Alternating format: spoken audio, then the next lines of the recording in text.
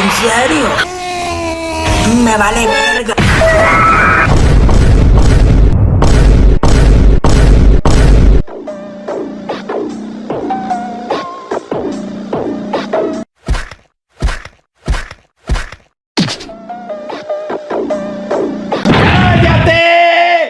A decir verdad, eso estuvo brutal. Pero no negarás que la maquia está bien rica. No negaré que está buena, pero tengo otros gustos. Ajá, sí, y ya hablando de este tema. El de lo buena que están las waifus. No, eso para otro video o día, si no hablemos de la importancia de los villanos en las historias. Tema interesante, huele a cine. Bien, empecemos que me siento excitado. ¡Qué verga!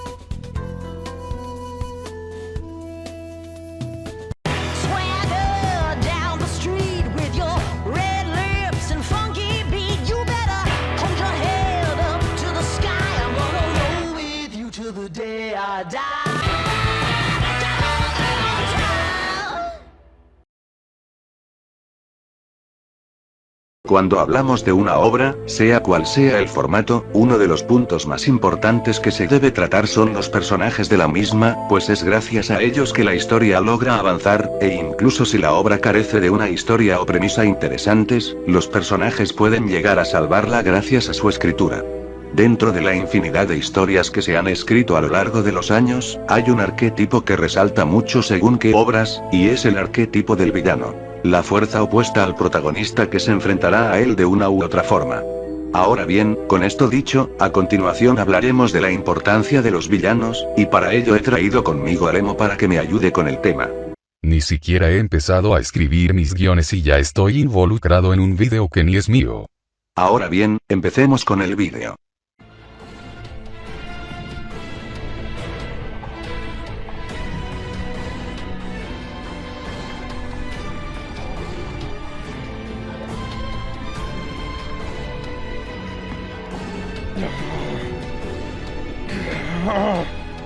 Parece que llegó la hora porque hoy es tu último día. Saiyajin.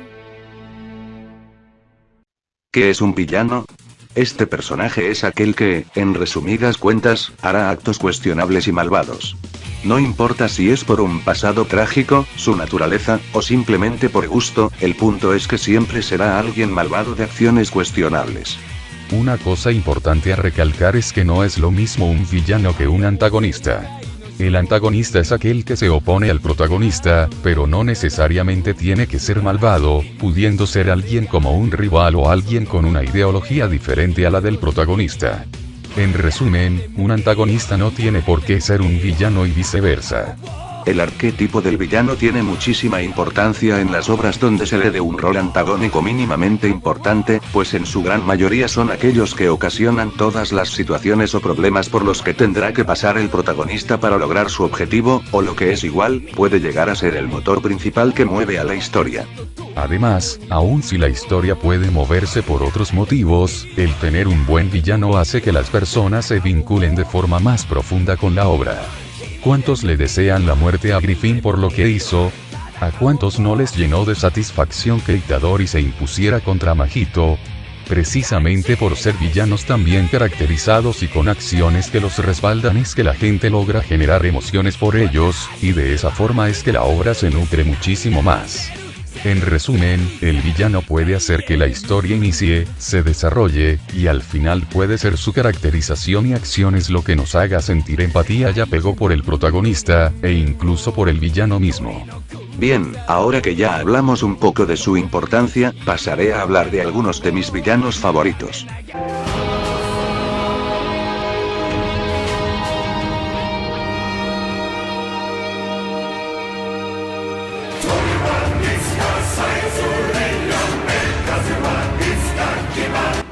Freezer, este villano perfectamente entraría entre mis 5 villanos favoritos del mundo del manga y anime, un ser que nació con un gran poder, orgullo, soberbia, con el único deseo de estar por encima de todos, y hacer sufrir a cada ser del universo, su actitud, sus acciones en la trama, su elegancia, y demás aspectos de su personaje, su sola presencia donde sea que esté, causa terror, y en la actualidad, pese a sus bajones, ha logrado recuperar su carisma que tenía antes, y para el futuro con su nueva transformación, Black Freezer, espero que muestre más de lo que hizo en la saga de Granola.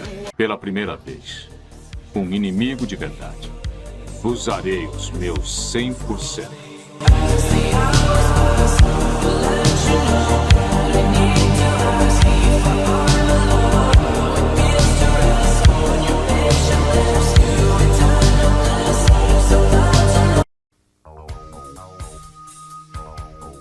Toguro el Menor, uno de los villanos que más ha logrado darme miedo. Hay villanos que logran esto, pero son muy pocos, y es que no mames, mira cómo se ve de mamado, es decir, Toguro el Menor da mucho miedo ya solo con su diseño, pero su personalidad, poder etc., logran generar tanto en los personajes, como en el espectador, miedo real, ya que no es el típico villano que se pondrá a jugar con su oponente, bueno en su primer pelea contra Yusuke, y el enamorado de la chica nieve. Aparte que es villano principal en la saga del Torneo Oscuro, una saga que es una bestialidad, pero no solo es eso, sino que su saga, nos revela cosas del pasado de Genkai, la maestra de Yusuke, y muchas cosas, que pienso que se disfrutan mejor viendo su anime, o leyendo su manga.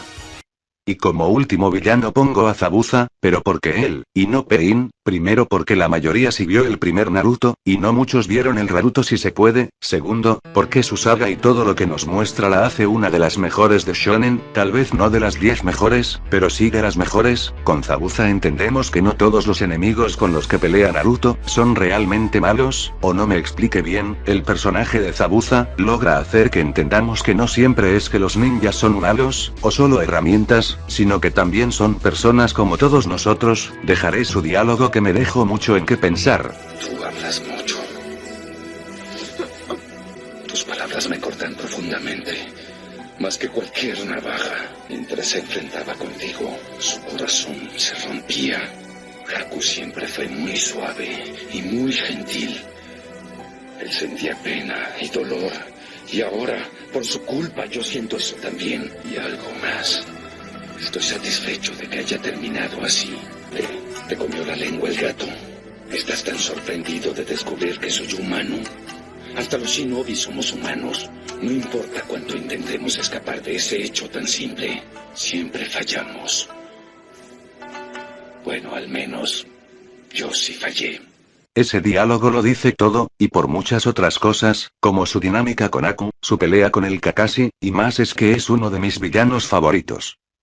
Y de villana pondría a no sé, ya sé, a Catalina de la saga GTA, y mis razones, es una puta, tiene bipolaridad como todas las mujeres, es una puta, logro poner a CJ como su perrito faldero y simp, es una puta, me da gracia como logro joderse a 2 de los protas de la saga GTA, y qué más, ya dije que es una puta, no, bueno que bien que lo dije. Y esos serían algunos de mis villanos favoritos, no son todos, hay más pero ya con estos son suficientes. Ahora mientras voy a hacer una importante tarea, los dejo con el emo.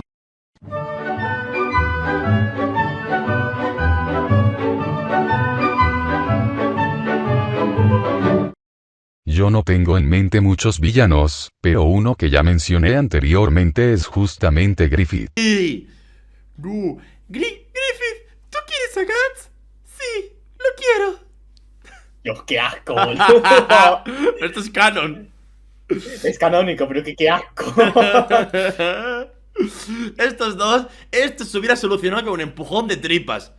Esto, Berserk se hubiera solucionado. Siempre sabremos que Berserk se hubiera solucionado con un empujón de tripas. Siempre. Siempre, da igual cuando escuches esto. Su objetivo siempre fue la grandeza, llegar a lo más alto y tener un castillo. Deseos cotidianos que lo impulsaron a superarse, pero debido a la ausencia de Guts es que todo se va a la mierda y decide sacrificar a todo su grupo para ascender como un dios, e incluso así termina torturando aún más al protagonista a medida que pasa la historia. Es uno de esos villanos cuyo desarrollo para hacerlo conocemos, y si bien se puede empatizar de forma extraña con él, no por nada hay gente que dice que no hizo nada malo, al final sigue siendo un villano precisamente por sus acciones a partir del eclipse, además de ser de las figuras más importantes del manga por ser aquel que impulsó y sigue impulsando al protagonista a seguir adelante, ya sea para bien, o para mal. Otro villano que demuestra a la perfección su importancia en la obra es Dio Brando, de JoJo's Bizarre Adventures. Él inició como el villano de la parte 1, queriendo quedarse con toda la fortuna de la familia Joestar, pero termina volviéndose un vampiro y empieza su idea de dominar el mundo. Hasta ahí es un villano sencillo, pero carismático como pocos, y es a partir de la parte 3 que la cosa empieza a escalar, pues Dio vuelve pero con un stand, siendo el único villano de la franquicia en antagonizar dos partes de forma directa, además de que podemos ver cómo su objetivo final de robar el cuerpo de Jonathan se cumplió. Pero sus aportaciones no acaban ahí, puesto que la parte 4 nos introduce el concepto de las flechas, las cuales fueron usadas justamente por Dio para conseguir esbirros, y dificultando la trama de la parte 4, y después tenemos la parte 5, donde el protagonista es justamente el hijo de Dio. Y por si fuera poco, en la parte 6 tenemos a Puxi como villano, un amigo cercano de Dio que quiere completar su plan de alcanzar el cielo y conseguir el poder absoluto. Las primeras 6 partes de JoJo se pueden resumir en dos mitades, siendo la primera Dio y la máscara de piedra, y la segunda las consecuencias de Dio y su plan al cielo. En pocas palabras, el villano más influyente de toda la franquicia, e incluso más influyente que muchísimos villanos de la ficción que también tienen mucho nivel. Ahora, ¿cómo es que se puede escribir un buen villano? Tristemente, la respuesta no es tan sencilla. Bien podríamos decir que necesitamos de un personaje complejo y con motivaciones grises con el que podamos empatizar, pero eso dejaría de lado muchísimos villanos muy bien trabajados con motivaciones más sencillas y simples. Diría que, si se quiere escribir un villano, se tienen que cumplir ciertas condiciones. 1. Relación con el protagonista. Para que un villano se siente complementado con el protagonista necesita tener cierta relación con él, de lo contrario solo sería un random al que el prota le quiere dar una paliza, lo cual es malo porque no nos permite sentir personal la batalla que ambos tienen. Por poner algún ejemplo, pongamos la batalla final de Endgame. Por muy épica que sea, si lo analizan un poco más a detalle, realmente los héroes solo se están desquitando con un Thanos que ni siquiera los conoce. Sí, vio los recuerdos de Nebula, pero no es el mismo Thanos que los derrotó, es por ello que la batalla no termina de dar ese cierre satisfactorio en cuanto a toda la trama de Infinity War y Endgame. Por el contrario, pongamos a los villanos de la trilogía de Sam Raimi. Estos villanos se relacionan de una u otra manera con Peter, y es por ello que su batalla final se siente tan poderosa. En el caso del Duende, por ser el padre de su mejor amigo y una figura importante que siempre le brindó apoyo.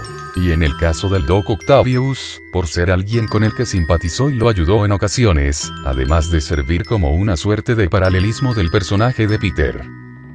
2. Muestra, no cuentes. Este es un recurso narrativo que, aunque sencillo, no siempre terminan de aplicar. Para dar a entender que un villano es temible no basta solo con palabras, se tiene que demostrar, es de esta forma que el espectador puede presenciar de primera mano la verdadera amenaza que supone el villano en vez de solo escuchar sobre ella. Khan en Quantumania es el ejemplo perfecto de no aplicar bien este concepto. Se nos comenta que ha acabado con un sinfín de vengadores, pero es eso, solo se nos cuenta, y al final es derrotado por Ant-Man con jodidas hormigas, siendo un villano olvidable y vende humo, por así decirlo. Un completo desperdicio. Por otro lado, y sin alejarnos del universo de Marvel, tenemos a Thanos en Infinity War. Él se nos presentó de forma poderosa, derrotando a Thor, Loki, demás asgardianos, además de hacer ver a Hulk como un mero juguete gracias a sus habilidades. Y eso solo en cuanto a poder, porque si nos vamos a actos, a lo largo de la película se nos muestra como las palabras de desaparecer a medio universo no son un juego, sino que ya lo ha hecho y se nos ha mostrado, haciéndolo un villano memorable y comprometido con su causa en su totalidad. 3. Darle foco. Algo que muchos olvidan es que los villanos también son personajes importantes en la obra, y por ello, necesitan también su tiempo en pantalla y no ser solo alguien esperando a que lo derroten. Ya sea él buscando formas de ejecutar algún plan, buscando aliados, simplemente molestando, el punto es que necesita tiempo en pantalla para conocerlo más a profundidad y así poder empatizar con él o al menos agarrarle asco. 4. Redención. Aquí quiero dejar en claro que no es malo que un villano sea redimido. No obstante, se necesita trabajar bien este punto. No es lo mismo que se redima un tipo cuya acción más jodida fue un robo, a que se redima de la nada un tipo cuya acción más tranquila fue un genocidio. No estoy diciendo que un genocida o similar no se pueda redimir, de los ejemplos más populares de esto es Vegeta, quien pasó de ser un tremendo hijo de puta a uno de los personajes más humanos de la franquicia, pero esto no ocurrió de la nada, sino que fue todo un proceso que llevó años en desarrollarse, tanto en tiempo cronológico como en el tiempo de publicación. Además, incluso si se muestra como un genocida se arrepiente y se redime, nunca hay que olvidar sus acciones, porque todo tiene sus consecuencias, y si el tipo se va impune sin recibir ningún castigo, entonces es una mierda porque no hay consecuencias por sus actos. En resumen, si van a redimir a un villano, tómense su tiempo en desarrollar ese cambio, esa duda del personaje, y ya con eso, siempre tomar en cuenta que sus acciones tendrán consecuencias. Hay más puntos a tener en cuanto a la construcción de un villano, pero al final diría que con estos 4 ya se pueden hacer una buena idea de cosas que sí o sí deben tener muy en cuenta.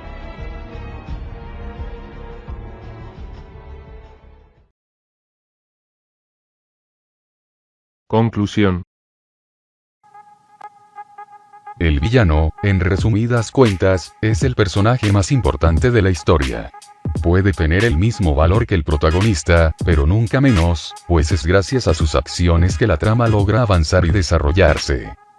Hay que saber cómo escribirlo bien, como ya hemos mencionado, porque si no se piensa en el final antes de empezar a desarrollar la trama, se pueden cometer errores que pueden arruinar a este arquetipo de personaje. Yo diría que cuando se decidan por el final, elijan si quieren que el villano se redima, o si quieren que solo se muera, o gane, toda idea es buena, solo falta saber cómo desarrollarla. También recuerden que, si van a redimir a un personaje, sus acciones deben tener consecuencias de acuerdo a sus actos, para que la cosa sea justa y no se sienta como una pérdida de tiempo. Ahora, Emo, unas últimas palabras que quieras darnos. Aprendan a escribir, hijos de pu. Nos vemos en la próxima.